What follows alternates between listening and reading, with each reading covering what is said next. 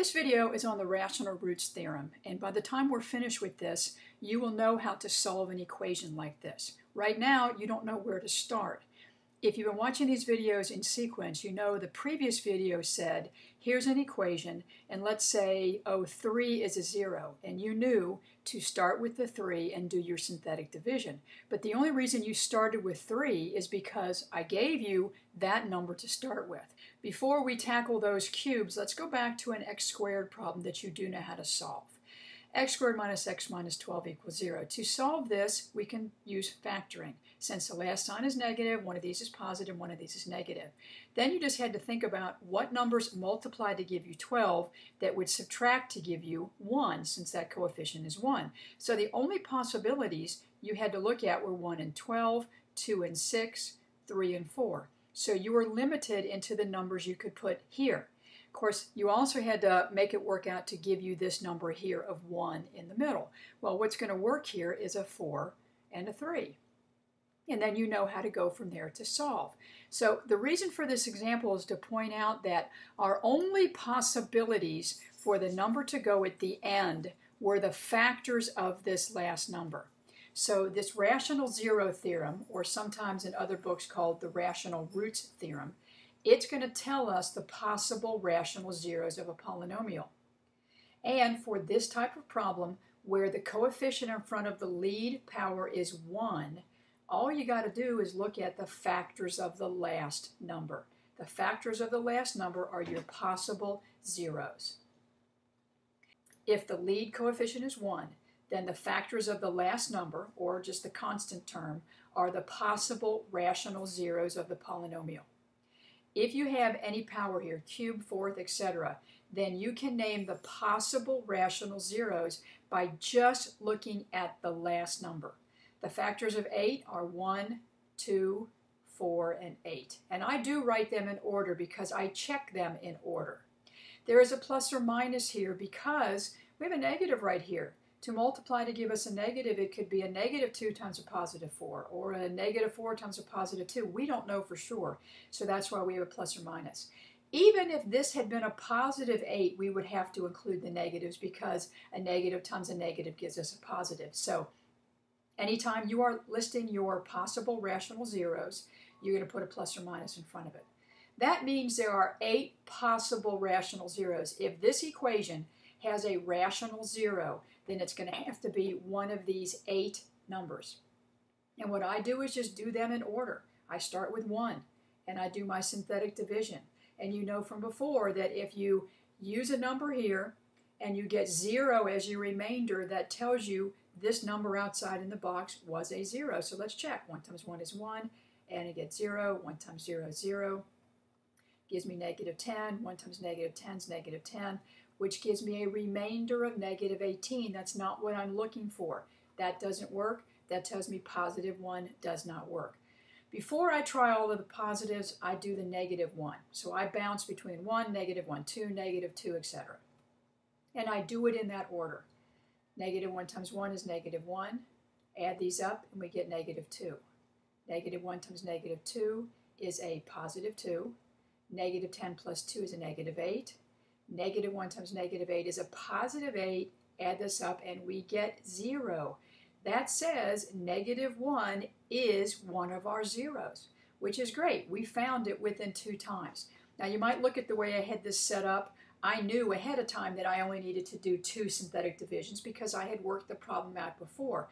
Potentially you'd have to do all 8 of these before you found a number that worked. So it's a big arithmetic nightmare here that you just have to keep trying. As soon as you find one that works, you can quit doing your synthetic division, fill in your variables like we did in the previous video, set this equal to 0, and solve. Something with x squared on it, we can solve. It either factors, or you could use a quadratic formula on it. This one factors. Last sign is negative, so one's plus, one's minus. What multiplies to give me 8, that subtracts to give me 2 is 4 and 2. And you can FOIL that out to check that it really gives you negative 2. Set each one of these things equal to 0, and this is going to give you negative 2 and positive 4 as your other zeros. So we have 1, 2, 3 zeros. And the reason we have 3 zeros is because this was x cubed. That is the whole process.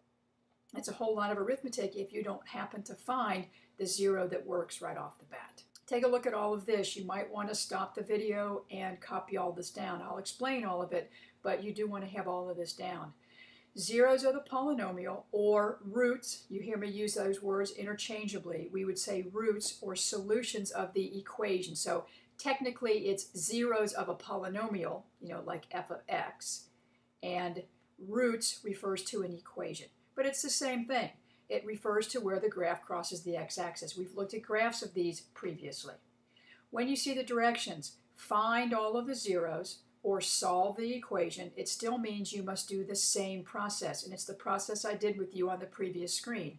Number one, name your possible rational zeros. You got to have a list of candidates to know where to begin. Secondly, use synthetic division and find one that works. Then solve the remaining equation either by factoring or use the quadratic formula. Now, you go back and say something here. Find one that works. If you're dealing with x cubed and you find one that works, you're down to x squared, and then you can solve by factoring or using the quadratic formula. If the original equation began with x to the fourth or higher, you're going to need to find two or more that work. We'll deal with that in another video. This is just going to deal with x cubed right now. The degree of the polynomial equals the number of roots, but they can be rational, irrational, or imaginary. We'll see that happen on one of these problems coming up. Find all the zeros of this function. We want to start by naming the possible rational zeros. Because the coefficient in front of x cubed, that's the lead power, the lead term, is 1, I'm allowed to just look at the last term. That's going to change a little bit later, and that's why I'm emphasizing we're only dealing with the last term because that coefficient is 1. So the only factors of 3 are 1 and 3. So all I have to check will be 1, -1, 3, -3. I'm going to start by trying 1 and do my synthetic division. 1 times 1 is 1, add and get 8. 1 times 8 is 8, add and get 19. 1 times 19 is 19, add and get 16. Nope, 1 doesn't work. Then I will try -1. -1 times 1 is -1, gives me 6. 6 gives me -6, which gives me 5 here. -1 times 5 is -5. I get -8. Nope, -1 doesn't work. So I could, in this list, go ahead and cross out the 1. Then I'm going to try +3. 3 times 1 is 3, add and get 10. 3 times 10 is 30, add and get 41. 3 times 41, 123, add and get 120. Nope, 3 doesn't work. If there's going to be a rational zero, it's going to have to be -3. It is my only other possibility. -3 times 1 is -3, which gives me 4. -3 times 4 is -12. Add and get -1. -3 times -1 is a +3, which gives me 0. So that's my 0, and I'm left with that polynomial right there. X squared plus 4x minus 1 equals 0. That does not factor, so we're going to have to use the quadratic formula. Here's our polynomial, x squared minus 4x plus 1 equals 0, which we agreed on the last screen that we cannot factor, so we're going to have to use the quadratic formula. Here's the quadratic formula written out for you in case you have forgotten it. Here's my list of a, b, and c. Remember, a is the coefficient in front of x squared, b is in front of x, and c is the constant. Then the rest of this is just doing the arithmetic of plugging in these numbers into the formula. So it's negative of b, b's a -4. This is b, -4. I put it in parentheses to square it because that's a negative I'm raising to the second power. Clean this up a little. The two negatives in the front make it a +4. -4 squared is a +16. 4 times 1 is 4. Subtract gives us 12. Clean up your radical 12 and get 2 square root of 3. And there's one other little thing you can do on this, and I call it the triangle trick. Whenever you have a binomial over a monomial, if you have a common factor between those three, see the triangle, you can divide out that common factor. Well, we have a common factor of 2, so 2 goes into 2 once, 2 goes into 4 twice, 2 goes into 2 once, which will give me this.